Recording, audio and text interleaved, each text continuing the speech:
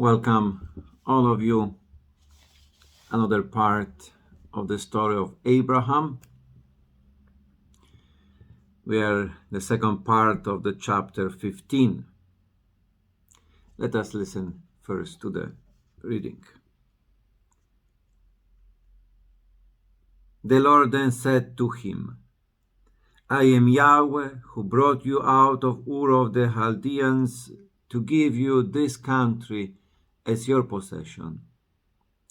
Lord Yahweh, Abraham replied, how can I know that I shall possess it? He said to him, bring me a 3-year-old heifer, a 3-year-old she-goat, a 3-year-old ram, a turtle dove, and a young pigeon. He brought him all this, split the animals down the middle, and placed each half opposite the other. But the birds he did not divide.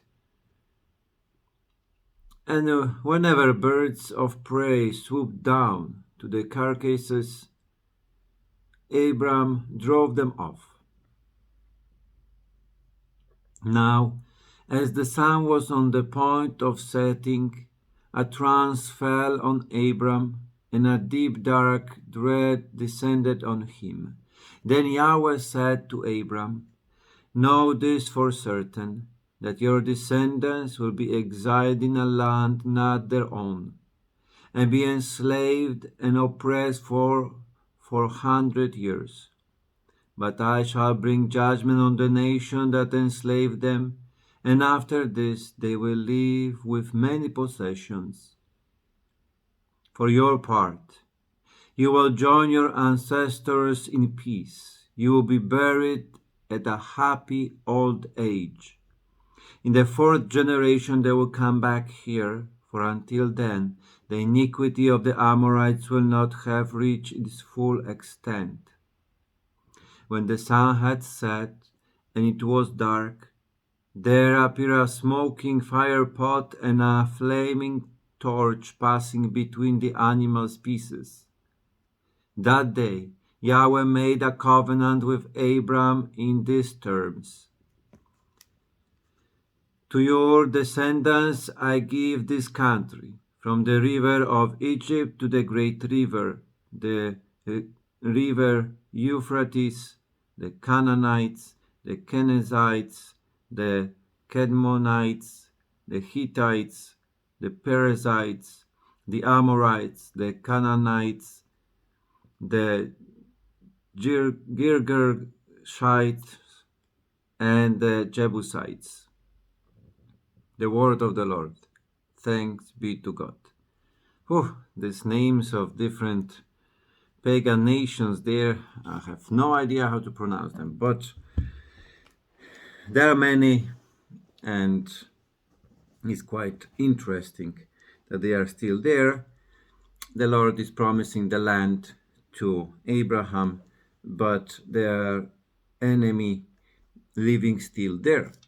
So it is a fantastic image of a Christian life that we have been promised, to be really, to experience this fullness of life, being children of God, to have this new nature, but there are still enemies, there are temptations, sins, vices.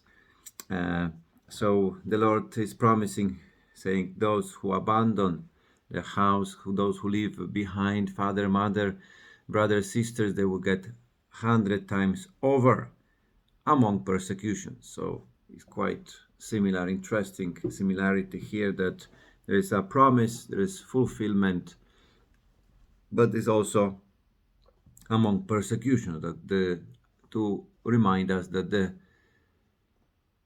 100% fulfillment is in the world to come, even though we can already taste certain things here. But that's parenthesis, because the main theme of this chapter is a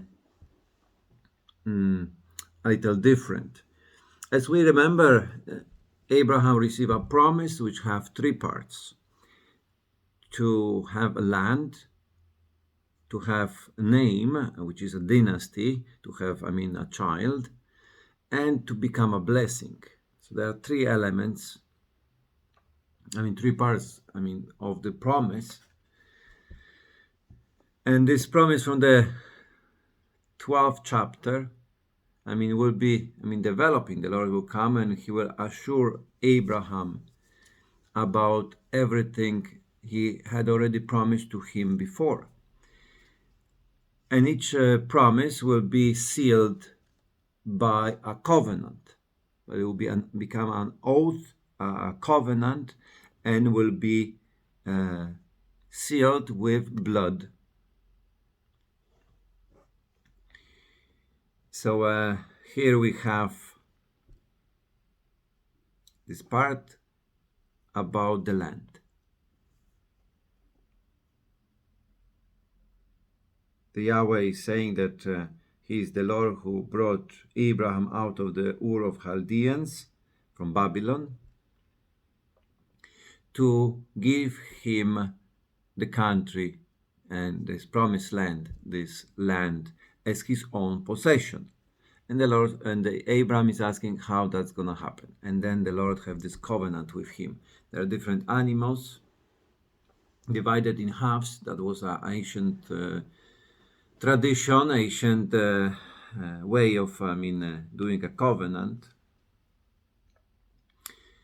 So it's animals divided in halves. The halves of the animals lay down on the opposite each other on the ground, and usually it was the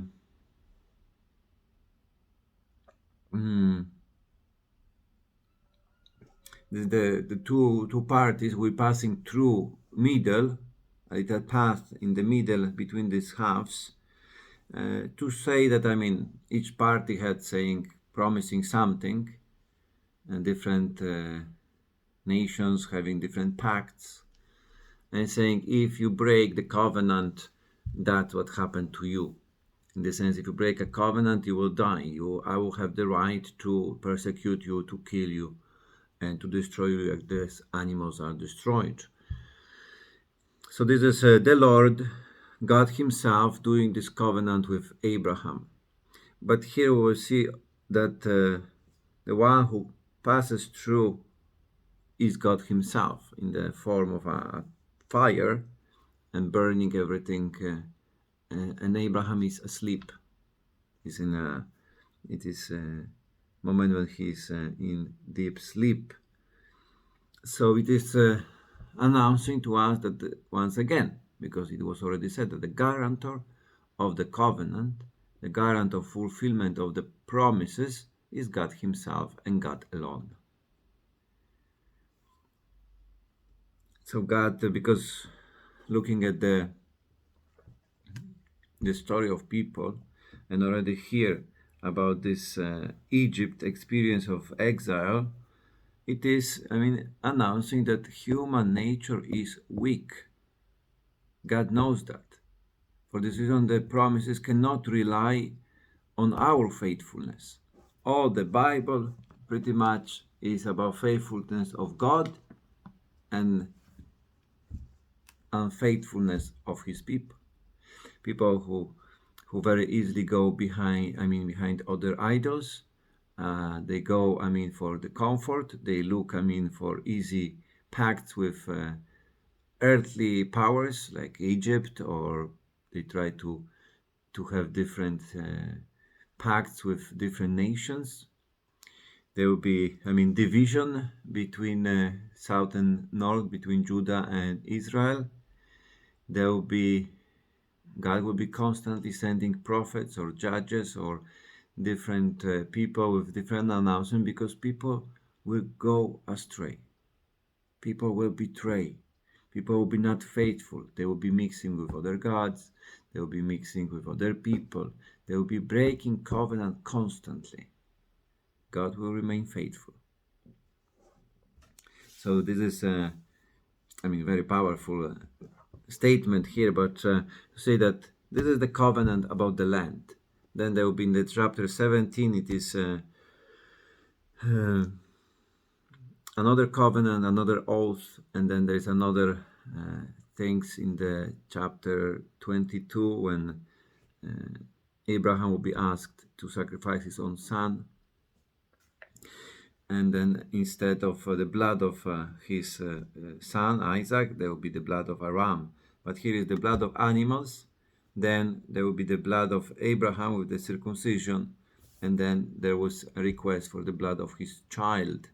But then the Lord stopped Abraham in the last moment. But the point is that God, is in the story of Abraham, when Abraham will be doubting, when Abraham will go astray, when Abraham will be, overthinking the things and having his own project in the first place, forgetting the promise or twisting the words of the Lord, that the Lord will enter once again to remind him that it is the Lord who is doing these things, that it is him who will fulfill, who will bring these promises to fulfillment.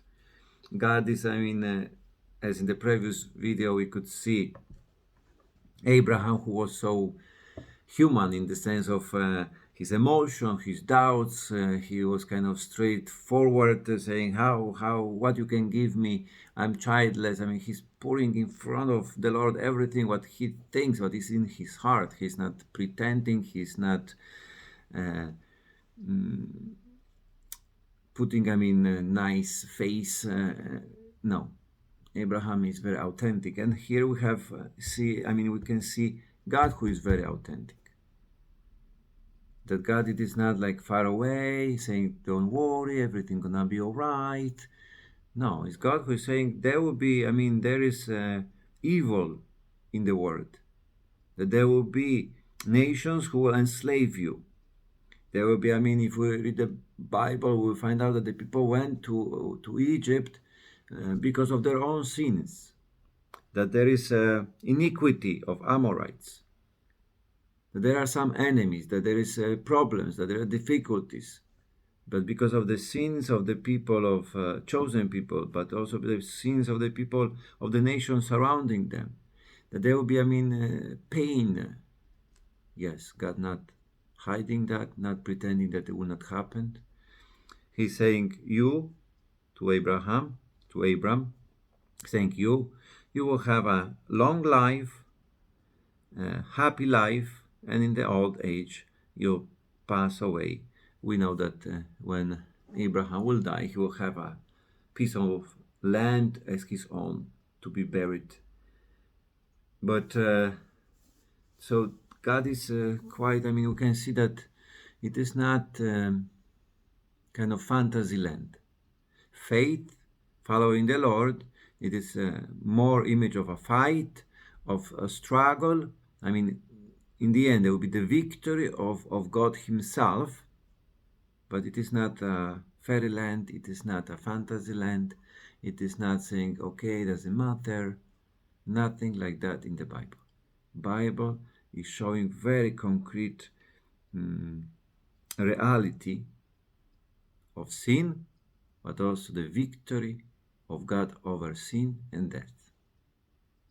But it's amazing to see in the story here how God is very patient with Abraham, as he is patient with us, that he comes constantly to renew the covenant, to remind us about his promises. So once again, don't get discouraged. Maybe if you don't see today the blessing, maybe passing difficult time, when having some discouragement, don't lose heart. God is still working, and God will bring his promises to fulfillment. Have a great day. God bless.